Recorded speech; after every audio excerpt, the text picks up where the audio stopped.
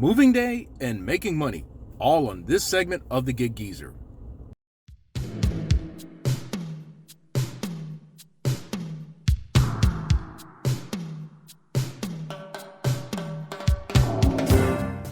It is Friday, July 1st, 2022, and usually I would make some type of reference about the first of the month being where you go from hero to zero. But I'm not going to do that this time around because today for me is moving day. And by the way, if this is your first time checking out the Gig Geezer, hey, hit that subscribe button, give my content a thumbs up, share my content among others, and I definitely welcome your comments in the section below. Well, it's moving day for me because today I move into a new house. I have been renting for the last 2 years. Prior to that, I'd been a homeowner. And quite honestly, the rental process is still something I'm still trying to wrap my head around. Being a homeowner, I completed a transaction for a home back in September 1997, and I was married at the time. And the home that we made the transaction for, the final price was 82,500, and the house note is like $800 and change, and most of the mortgage is tied into escrow accounts, being for homeowner insurance and taxes. And now, well, I no longer am financially obligated to that. My ex is, but like I said, I've had to rent the last couple of years, and I'm still struggling with this process. When I last rented, prior to 2020, it was when I first moved to South Carolina in 1993, and the newspaper I worked at was in Spartanburg. My first rent in February 1993 for one bedroom apartment was $345. And when I moved out of the apartment, my rent had gone up to $435. Well, it's my understanding in the South Carolina market, specifically the Columbia area, if you want to find a decent one bedroom apartment, you're likely to spend anywhere between $1,000 and $1,500. So I figured for that type of money and for the space I actually need, I might as well rent a home. Well, here's where at least some things that may be applicable being a gig worker may come in. Now,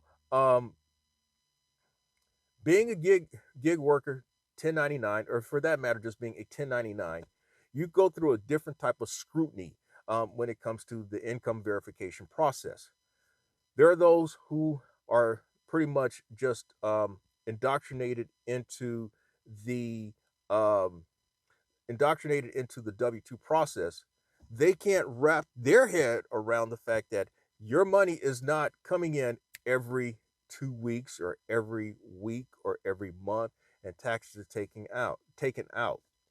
They're quick to want to tell you that, oh, you're a 1099, and that your money is unpredictable. There's no predictability to your money. Your income varies and all that. And there are some people whom you may deal with may not want to do business with you. Well, one thing that I have found, and I actually showed in an early segment of the Gig Geezer, in which I showed things that you may need to do when purchasing a vehicle as a gig worker. One of the things I shared was that what will be very beneficial in any 1099 venture, including gig work. What you need to do is set up an LLC through your state, and then set up two business accounts, one for money coming in and one for money coming out. Now, having business accounts actually separates your personal spending from what's really your business spending. And also from a tax standpoint, if you're using one account for money going out, you can also track down all your transactions for the purpose of tax purposes. With respect to the account money coming in, it's an easier way of keeping up with your income, because as with what you know with the rental process, at least in South Carolina, most of the places that I've found, they require you to show that you show proof of making 3 to 4 times your rent. And so if you've got your money coming into this account, then the people will be able to kind of figure out that, hey, you make the money that you make. Now, overall, though, when it comes to income verification, typically, um, they require you to show your last 2 years tax return and anywhere between your last 3 to 6 bank statements. And so that that goes a long way. Now, I also find that when it comes to renting, it's probably harder than buying a house. You go through so much stuff. I actually, the place that I'm at, these people actually asked me to show proof of my license and or LLC paperwork as a part of the um, income verification process. Come to find out, they did need it, but they did send me the email requesting it. Now, I have also found that it's much easier to buy a vehicle being a 1099 than renting as well. But um,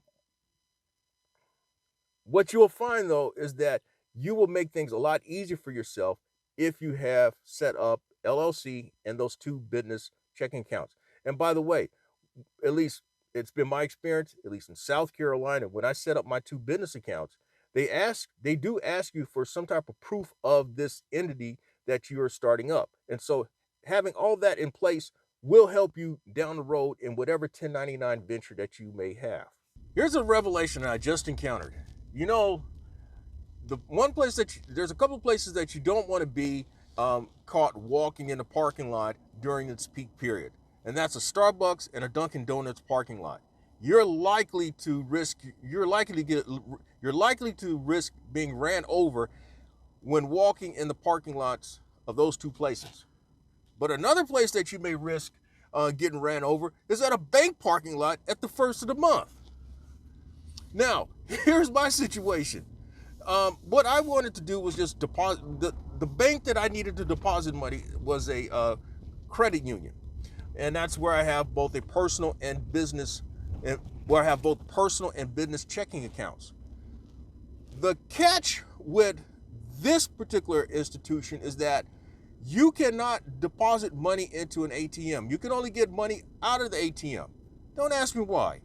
I've been dealing with these people for 20 years in some capacity, and they're a step behind, and that's putting it nicely. The only way that you can deposit money is to go inside the bank, deposit through the drive-through, or use the night deposit box. Well, here I am. It's almost 8:30, and usually if I go to that institution, it's usually at nighttime or earlier than it is now. And I found out, no, you don't want to be walking over to the night deposit box as people are lining themselves up at the bank drive-through teller. Don't want to do that. And you know, here I am with cobalt and titanium in one hip, and less than half of the cartilage in the other hip. That's not a good combination either. Now, going back to at least my finding a place. This time last week, again, I did not have a place. I'd been dealing with two other places, and they've been dragging things along. Last Friday afternoon, one of the places I called, and they said, well, you've been approved, and you can come in and sign paperwork, and at that time, you give us a cashier's check or money order, and we will go ahead with the process. Well, I get there, and I'm talking now to the guy who runs the place. And it was one of those, well, not exactly. We're not quite there yet. And one of the biggest things that was holding up the process was not about me being approved. It was the current tenant had not moved out. The current tenant supposed to have moved out by the 15th. She had not left. And so they had to file eviction because they've not gotten the keys. And so that didn't help. And then the other place that I'd applied to, I'd call, could not get a hold of anyone. I tried to send an email, no response. I even went by the place, and they're talking about by appointment only. And so I'm not knowing what's happening. I'm thinking that now I've pissed away $55 for that place for application fee. And then the other place where the lady had not moved out, that was a $100 application fee. So I quickly decided, well, I need to look for another place. And obviously, I went online and contacted the rental property manager, or the manager, the district manager for the property management company, and she told me that the place that I am now moving to is available for immediate occupancy, and that there's no applications on that place. And so I scrambled and put in my application and all the stuff, uploaded all my documents, and that was last Friday. I was approved Tuesday afternoon. And that's just a quick summary of things, though. But why you're wondering why it took me so long? Well, I was not expecting having to move out of the former place where I'm at, my former residence now. I was not expecting that. I was thinking that I'd be there 2 years, and then I would start looking for another place, or hopefully have put myself in a position to buy a house instead. I had to wait until the beginning of June before I had myself in financial position to withstand whatever the move-in cost is going to be. And typically it's 2 months rent that you have to put down, plus all the other money grab stuff, administrative fee, and whatever else that they charge you. And so I had my money in place by June 8th. So that was 3 weeks ago. And I started looking for a place. And this is where the other two places come into play. Well, the first place was plausible. And that's the one where the lady still had not moved out. The second place turned out to be one of those, oh hell no, I'm not gonna deal with that place. And it just so happened last weekend I had a delivery on that same street 3 houses down, and so I got a chance to look at that place, and I'm like, no, we're not doing that one. So it is what it is. But fortunately, I have found a place, and now I'm moving on. And so, as you can tell here, I am I'm almost all packed up, ready to go.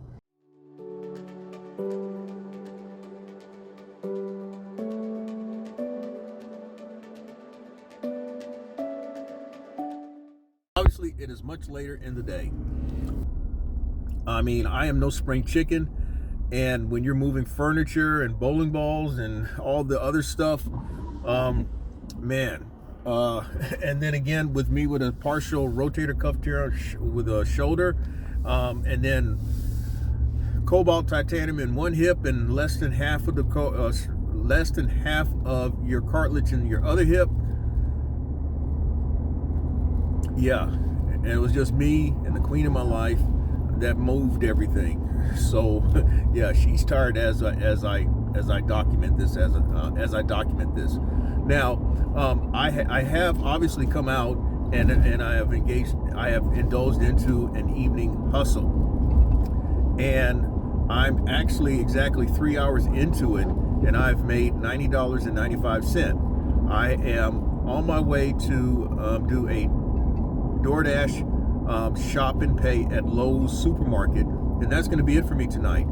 That order is 8 items, $12.50, and that should bring me up to $103.45. Now that's going to put me close to $900 for the week, and that's not bad because my hustle yesterday ended at $218, and the hours are starting to kind of make sense again. So I'm somewheres around, after 4 days, about 30 hours, and so that's about 7.5 hours a day. I can live with that.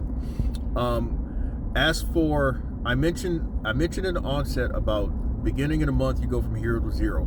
Well, here's some information about last month as we dealt with the slowdown in my market. On the DoorDash app last month, according to the app, I completed 166 deliveries last month in June, and I earned over $2,140, and I averaged over $12 a delivery. On the Grubhub app last month, I completed 67 deliveries, and I made over $820, and I averaged over $12 a delivery.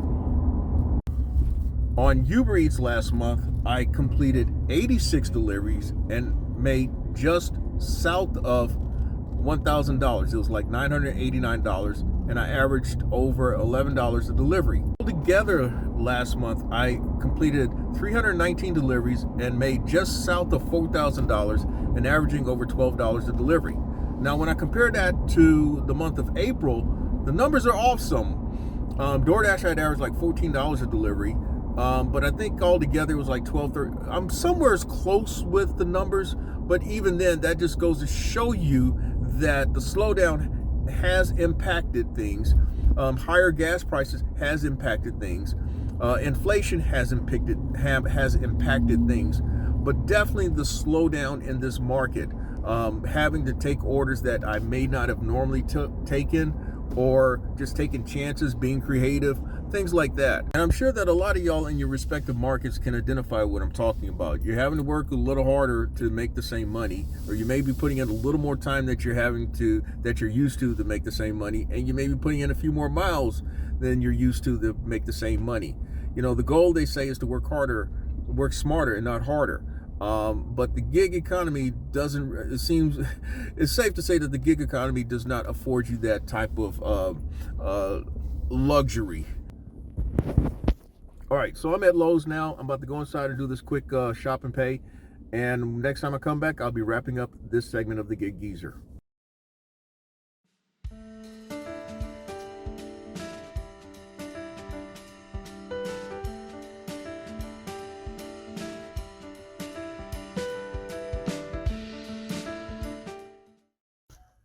All right, everyone, as you can tell, it's another day. And you also noticed in the inset there where I turned onto a block. That's where I'm at now, new place. And you also noticed a Spectrum truck outside. The Spectrum truck is outside because the guy is inside setting me up with internet connection.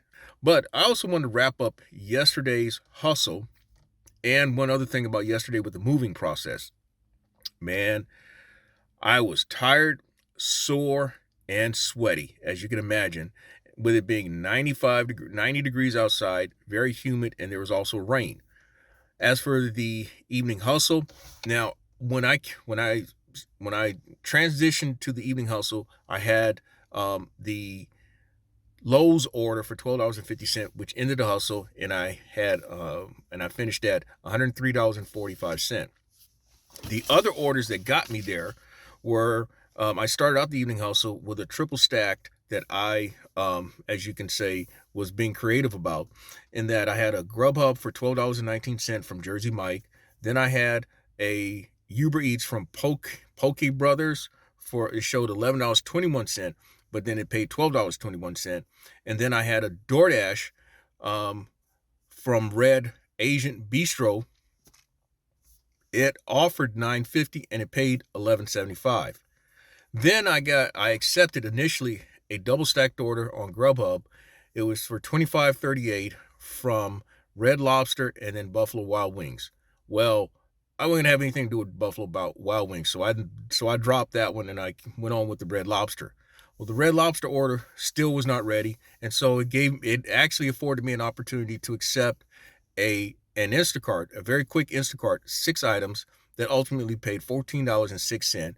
And the drop-off location with the Instacart was along the way to dropping off the Grubhub. The next order after that was a double-stack DoorDash, actually to the same person, from Tokyo Grill and Tropical Smoothie. The offer was $14.50. The order paid $17. And then just before the last order from Lowe's, I had a Grubhub that I kind of was creative about. If you would have seen the offer from DoorDash, it would have appeared to be a very stupid offer, even though it was double stacked with the same person for $14.50. However, the Grubhub offer was for $13.15, and was actually 5 minutes from the DoorDash drop-off location. So that turned out to be a good decision. That is another example of being creative. And so the last thing is that I mentioned, while I guess you say thinking on the run, that my total after 4 days should be around $900, and it wasn't. It's actually around $832 for 4 days, because I've put in 2 half hustles during the week and 3 full days. And so that's all there is for this segment of the Gig Geezer. If you like the content in this segment of the Gig Geezer or in any other segment of the Gig Geezer, hit that subscribe button, give my content a thumbs up, share my content among others, and I definitely welcome your comments in the section below. I'm Inwood Lane, and may your hustle and may your grind continue.